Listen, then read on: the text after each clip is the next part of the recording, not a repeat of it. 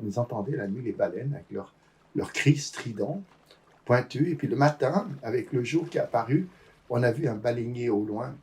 Un baleinier, on comprend pourquoi les baleines, elles criaient, toi. Alors ça nous a fait mal au cœur de voir le baleinier, toi. Avec toi, il est très bien, il était à, je sais pas, 200 mètres, il voyait bien. Mais pour les baleines, quelle tristesse alors. Je pense que la baleine, quand on a entendu crier, je pense qu'ils l'ont attrapée, ils l'ont blessée avec le harpon. Elle a crié. Hein. C'était un épisode un peu douloureux, ça fait mal au cœur.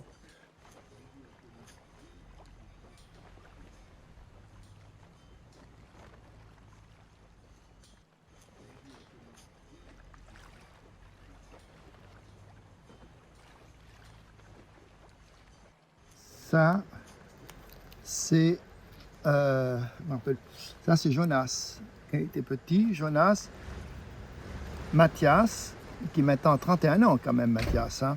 Il a 8 ans à cette époque-là. Mathias, il a vraiment pas peur, Mathias, sur le bateau. Hein?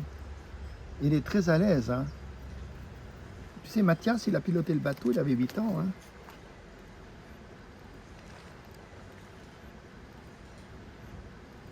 Un skipper portugais qui nous a appris comment piloter le bateau.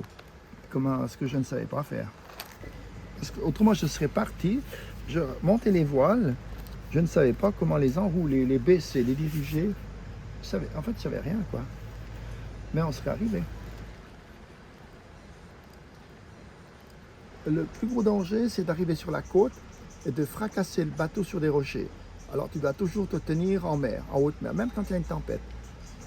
Mais en principe, moi, ça m'est arrivé une fois de tout descendre des voiles, c'est quand il y avait ce vent extrêmement puissant que nous sortions des îles Cabo-Vert, les îles des Cap-Vert, nous sortions de ces îles-là, le vent s'engouffrait avec une très grande puissance, et là, c'est vrai qu'on allait vite, je dis à 18 km/h, sans voile, et avec des cordages qui trempaient dans l'eau derrière, hein. Même l'ancre d'ailleurs, et on allait quand même 18 km/h. Ça, c'était assez impressionnant. Et là, on a eu affaire dans un passage spécial où la carte marine nous indique, mais on l'a vu trop tard, qu'il y a des bateaux qui sont coulés ici dans cet endroit. Et là, il peut y avoir ce qu'on appelle des vagues de fond, des vagues très impressionnantes. Ça nous arrivait, on est passé sur une vague plus haute que notre mât, qui faisait déjà 11 mètres. On l'a vu arriver un peu tard parce qu'on était dessus.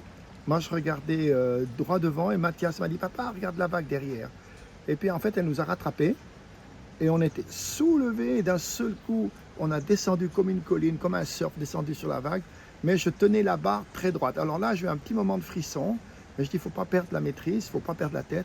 Il faut tenir la barre dans le sens où on va. Il ne faut pas essayer de ralentir, rien du tout. Il faut laisser faire. Et après, sortie de ces îles, ça a demandé quelques heures. Après, on était tranquille. La mer était beaucoup plus régulière pendant les 2 mois qui restaient jusqu'au Brésil, sauf en arrivant sous la barre des tropiques où il n'y a pas de vent en fait. C'est une zone morte où il y a très peu de vent, des courants d'air. Et là, on est resté quand même 3-4 semaines un peu coincés. Hein. Et là, on commençait à épuiser nos ressources, nos vivres en fait. Mais on a croisé un bateau qui montait du sud, un gros bateau. Et puis à la radio, on a communiqué avec lui. Moi, je ne parle pas anglais, hein. Mais tout le monde comprend Mayday, Mayday, please, Mayday. Et au bout d'un moment, ils ont compris, le capitaine a compris. C'était un bateau de 270 mètres de long. Et il a mis 1 heure pour faire demi-tour. Il a fait demi-tour, nous a rejoints. Il est resté à une centaine de mètres de nous. Ils ont descendu une chaloupe à la mer qui était 2 fois plus grande que mon bateau. Et ils nous ont chargé à peu près 250 kilos de nourriture sur des palettes. Tu peux imaginer ça? Donc ça demandait 3 heures tout ça en tout. Hein.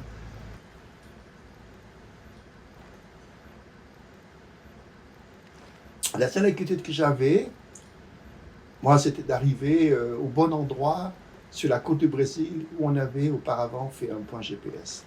C'était la seule chose, mais on se rapprochait quand même.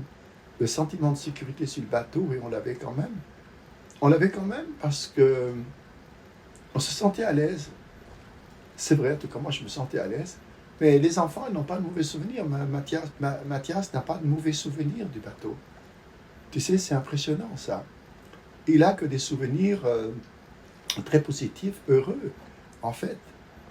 Et il faisait la cuisine, il faisait quasiment toute la cuisine, Mathias, à 8 ans.